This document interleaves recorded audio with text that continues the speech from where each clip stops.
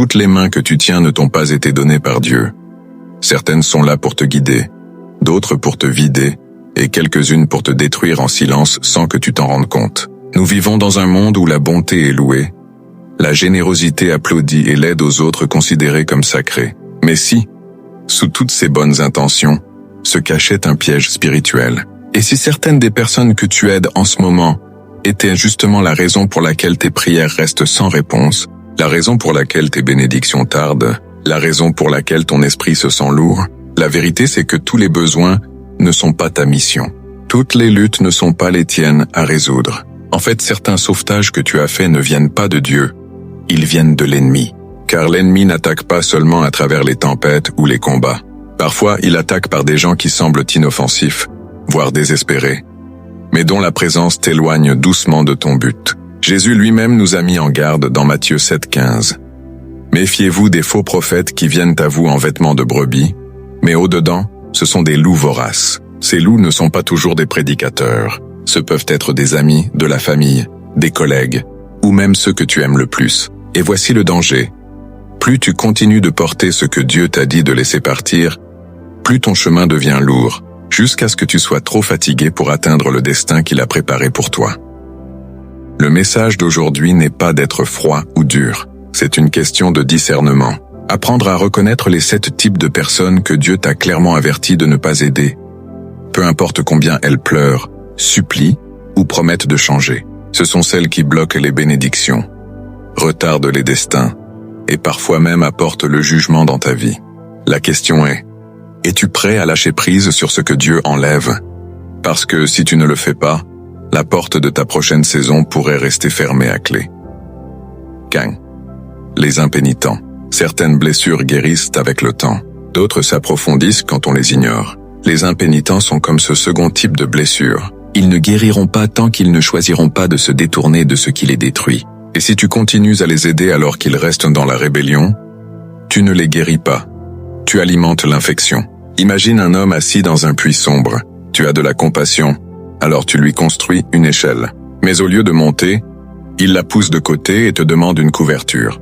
Tu la lui apportes, pensant l'aider, mais tu viens seulement de rendre sa position plus confortable dans ce puits qu'il refuse de quitter. Proverbe 26:11 le dit sans détour. Comme le chien retourne à ce qu'il a vomi, ainsi le fou recommence sa folie. Ce n'est pas cruel, c'est clair. Dieu appelle ça folie. Parce que ce n'est pas de l'ignorance, c'est une répétition volontaire. Ils ont vu la vérité, goûté la liberté, et pourtant ils choisissent les chaînes. Voici le danger caché. Chaque fois que tu les retires des conséquences de leur choix, tu interfères avec l'appel au réveil que Dieu leur envoie. Parfois, la douleur qu'ils traversent ne vient pas de l'ennemi, elle vient de la main de Dieu qui cherche à les ramener à la repentance. Pense à Jonas. Dieu lui a demandé d'aller à Ninive, mais il a fui dans la direction opposée. La tempête qui a frappé son bateau n'était pas un hasard, c'était divin. Et pourtant, si quelqu'un sur ce bateau avait essayé d'aider Jonas en calmant la mer sans le jeter par-dessus bord, il aurait combattu la discipline de Dieu. C'est là que le discernement entre en jeu. Aimer ne signifie pas sauver constamment. La compassion ne veut pas dire encourager sans fin. Et refuser d'aider les impénitents n'est pas de la cruauté, c'est de l'obéissance. Car tant qu'ils ne feront pas face aux conséquences de leurs péchés, ils n'auront aucune raison de le quitter. Mais ce qui est encore plus profond, c'est que parfois les impénitents ne sont pas des étrangers, ce sont ceux pour qui tu pries chaque soir. 2. Les manipulateurs. Certains ne cherchent pas la délivrance mais la domination. Ils ne cherchent pas la vérité, mais le contrôle. Et si tu n'y prends pas garde, leur crise deviendra ta prison. Au début, ils viennent avec des mots doux. Ils te disent combien ta présence compte pour eux, que personne ne les comprend comme toi. Ils partagent leurs luttes, leurs blessures, leurs besoins. Et tu interviens, pensant que c'est un ministère. Mais peu à peu, tu comprends que ce n'est pas une guérison. C'est un piège pour t'accrocher. Les manipulateurs savent transformer la gentillesse en arme. Ils t'enchaînent avec ta compassion, te culpabilisent pour t'obéir, te font croire que dire non serait contraire à ta foi. Mais voici la vérité. La manipulation n'est pas un ministère. Jésus lui-même a fait face à cette tactique dans Luc 4. Quand la foule lui a supplié de rester dans leur ville, ce n'était pas par amour, mais parce qu'il voulait ce qu'il pouvait leur donner. Jésus est parti, car sa mission ne dépendait pas de la pression des hommes, mais du plan de Dieu. C'est là que beaucoup tombent dans le piège. Ils confondent urgence émotionnelle et appel divin. Une voix forte n'est pas toujours un ordre de Dieu. L'ennemi connaît ton cœur compatissant, alors il envoie des gens qui le videront sous prétexte d'aide. Pense à Dalila et Samson. Elle ne l'aimait pas. Elle a utilisé l'affection comme une arme, le brisant jusqu'à ce qu'il révèle la source de sa force. Les manipulateurs font pareil. Ils insistent, poussent, jusqu'à ce que ton aide ne soit plus un cadeau mais une laisse. Et voici l'avertissement. Si tu perds ta paix, ta vocation ou ton identité, ce n'est pas de l'aide, c'est de l'esclavage. Mais ce qu'on ne te dit pas, c'est que les manipulateurs ne semblent pas toujours dangereux. Parfois, ils ressemblent à la personne que tu crains de décevoir. Les divisionnistes. La division ne commence presque jamais par une explosion. Elle débute comme un murmure subtil, discret, presque innocent.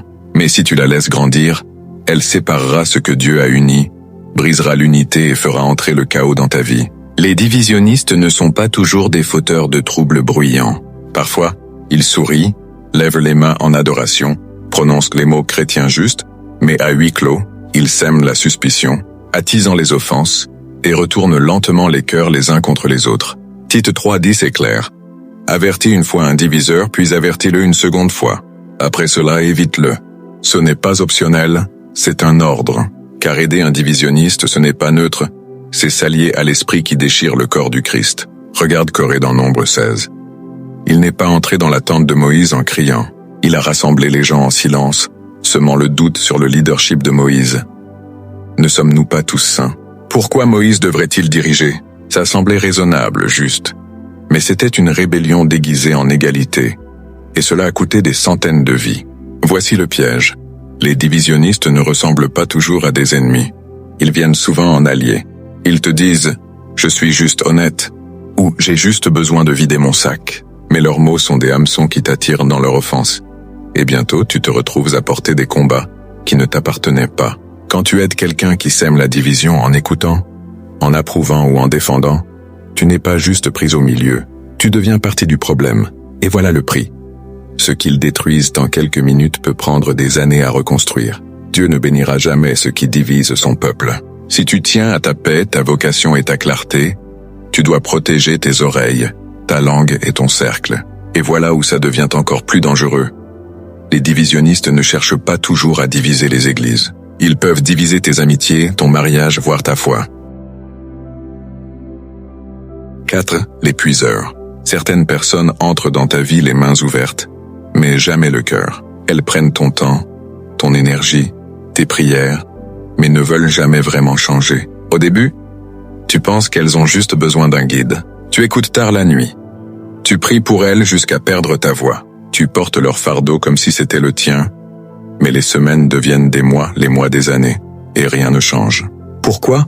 Parce qu'elles ne veulent pas de transformation. Elles veulent un autel. Un puiseur te maintient dans une fatigue spirituelle constante. Il n'est pas là pour grandir avec toi, mais pour se nourrir de toi. Et plus tu donnes, plus tu te vides, jusqu'à ne plus rien avoir à offrir à ceux que Dieu t'a vraiment envoyé aider.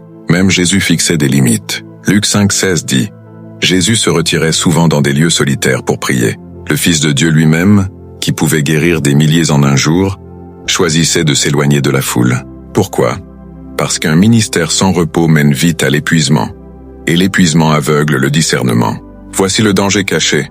Quand ton esprit est vidé, ta garde tombe. Tu ne vois plus les signes d'alerte. Tu dis oui à ce que tu aurais dû refuser. Tu n'entends plus Dieu clairement, car la fatigue étouffe sa voix. Élie, après avoir appelé le feu du ciel, s'est effondré sous un genêt et a prié pour mourir. Pas parce que l'ennemi l'avait vaincu, mais parce qu'il était vide. Et c'est précisément là où l'ennemi veut te mettre. Trop fatigué pour lutter, trop las pour écouter. Aider n'est pas sain si cela te vide et les encourage à rester immobiles. L'amour signifie parfois reculer pour laisser Dieu agir. Et si tu sauves toujours quelqu'un qui ne se relève jamais, tu n'es pas son secours, tu es son appareil de survie. Mais ce qui fait peur, c'est que le puiseur ne te dira jamais qu'il te pompe. Il prendra encore jusqu'à ce que tu dises « Stop time ». 5. Les remplaçants de Dieu. Ça commence souvent innocemment. Ils demandent une prière, ils cherchent un conseil, ils veulent une oreille attentive. Au début, tu es heureux d'être là. Après tout, l'Écriture nous appelle à porter les fardeaux les uns des autres. Mais doucement, sans que tu t'en rendes compte, quelque chose change. Ils ne cherchent plus Dieu d'abord, mais toi.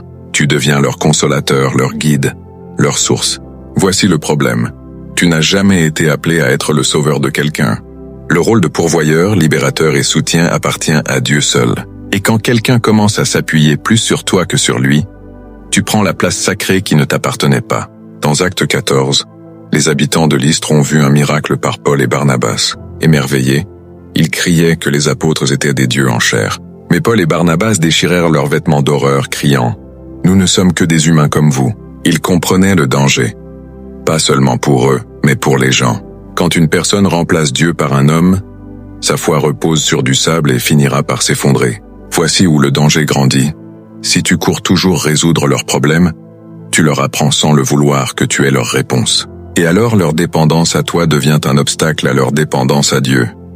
Pense à Israël dans le désert. Chaque fois qu'ils avaient un besoin, ils couraient vers Moïse au lieu de crier vers le Seigneur. Et finalement, leurs plaintes ont usé Moïse au point qu'il frappa le rocher par frustration. Un acte d'indépendance mal placé qui lui coûta l'entrée en terre promise. Aider n'est pas toujours sain quand cela remplace le rôle de Dieu dans la vie de quelqu'un. Parfois, la chose la plus aimante à faire est de reculer pour qu'il n'ait pas d'autre choix que de tomber dans ses bras. Et voici la vérité qui dérange. Certaines personnes résisteront à se tourner vers Dieu tant que tu resteras à sa place. Oh! Les désobéissants volontaires. Il y a une différence entre quelqu'un qui lutte et quelqu'un qui se rebelle. L'un trébuche en tendant la main vers Dieu. L'autre repousse sa main et continue de marcher en sens inverse. Les désobéissants volontaires savent très bien ce que Dieu a dit. Ils ont entendu la parole, vu les avertissements et pourtant ils choisissent la défiance. Ils n'ont pas besoin d'une bouée de sauvetage, ils ont besoin d'un électrochoc. 2 Thessaloniciens 3,14 ordonne « Prenez note de celui qui vit désobéissant et avertissez-le. Ce n'est pas de la cruauté, c'est une stratégie divine. Car quand quelqu'un rejette continuellement l'instruction de Dieu, s'associer à lui n'est pas un acte d'amour, mais un accord tacite avec sa rébellion. Pense au roi Saül. Dieu lui avait ordonné de détruire complètement les Amalécites. Saül obéit partiellement, épargnant le roi et le meilleur du bétail. Puis il justifia son acte en prétendant que les animaux étaient destinés au sacrifice. Mais l'obéissance partielle reste de la désobéissance. Et parce que Saül choisit la rébellion plutôt que la repentance, Dieu le rejette comme roi.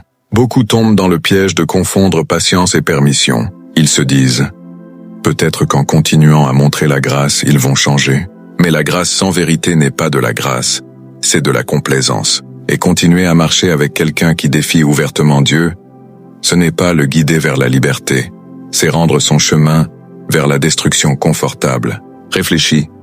Noé aurait-il pu construire l'arche s'il s'était associé aux moqueurs qui refusèrent de croire au déluge? Non. Parfois, honorer Dieu exige de prendre ses distances avec ceux qui le méprisent. Aime-les. Oui, prie pour eux, bien sûr. Mais ne t'unis pas à la rébellion, car ce qu'ils poursuivent finit toujours par t'atteindre aussi. Voici la vérité difficile à entendre.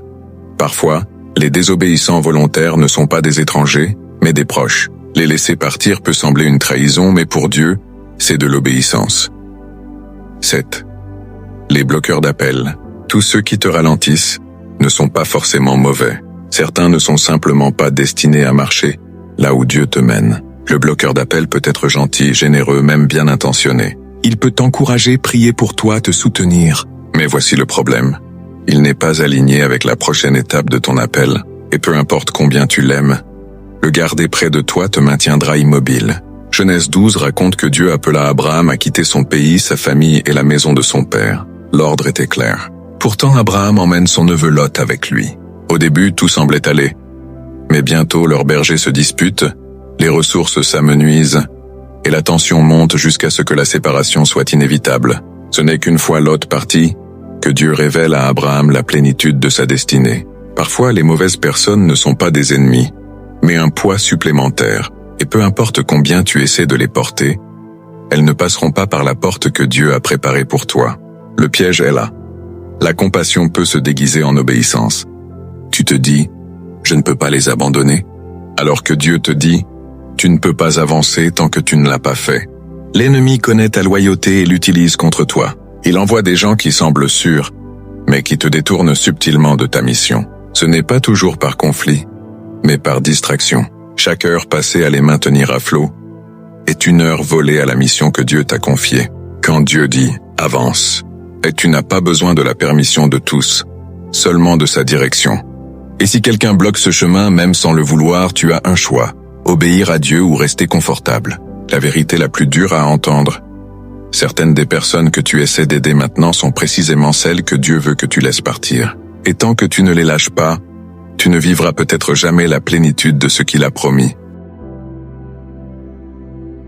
Avant que ce moment ne s'efface, que la vie ne reprenne son cours, prends une pause. Pense aux visages dans ta vie, ceux pour qui tu te bats, ceux que tu portes, ceux que tu sauves, encore et encore. Demande-toi, est-ce que Dieu les a envoyés, ou est-ce que l'ennemi les a plantés? Ce n'est pas une question de couper dans l'amertume, mais d'écouter la voix de Dieu au-dessus de toutes les autres, même celles que tu aimes, car retarder l'obéissance reste de la désobéissance, et s'accrocher à la mauvaise personne, c'est lâcher l'appel que Dieu t'a confié. Certains prient pour des portes ouvertes, mais la clé est de l'autre côté de la libération. Certains demandent une nouvelle saison, mais refusent de quitter ce que Dieu a dit qu'ils ne devaient pas emmener. Et tant que tu ne les déposeras pas, tu tourneras peut-être en rond dans le désert. Même Jésus, envoyant ses disciples par deux, leur dit que si une maison ne les reçoit pas, ils doivent secouer la poussière de leurs pieds et partir. Ce n'est pas de la cruauté, c'est de la clarté, parce que ni tous les lieux ni toutes les personnes